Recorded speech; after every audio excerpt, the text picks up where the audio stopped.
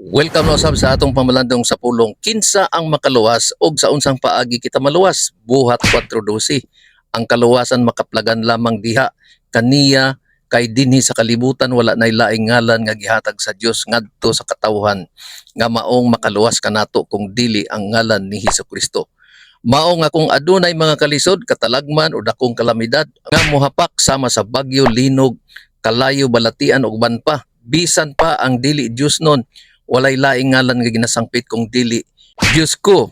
Lord Jesus, panalipdi kami ug dili ang mga ngalan nga walay gahom nga makaluwas. Ug naa man kay laing ngalan nga ginasangpit wala nay gahom sa pagluwas nimo. Sa unsang paagi nga kita nga mga makasasala iyang luwason, Episod 2:8 kay pinaagi sa pagtuo maluwas kamo tungod sa grasya sa Dios. Dili kini inyong buhat kung dili gasa sa Dios. Busa walay makapasigarbo ni ini sanglit dili man kini bunga sa inyong mga paningkamot. Mga binuhat kita sa Dios o gibuhat kita niya diha kang Kristo Jesus ang nagpasaylo kanimo.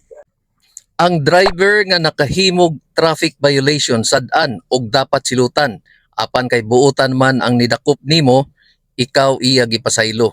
Hebrehanon 10:26 kay kon nakahibalo na kita sa kamatuoran apan padayon paghihapon kita sa pagpakasala o paglapas sa iya, wala nay halad nga mahimong igahalad aron mapasaylo ang ato mga sala.